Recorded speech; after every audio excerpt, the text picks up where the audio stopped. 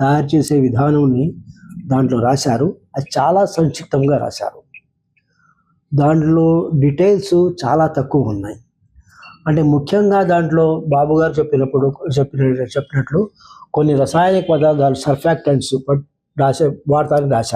వాడతారని చెప్పారు.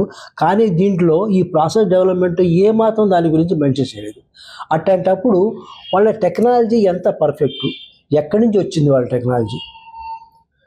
టెక్నాలజీ అంటే వాళ్ళతో ఇన్హౌస్ ప్రాసెస్ ఏమైనా చేశారా?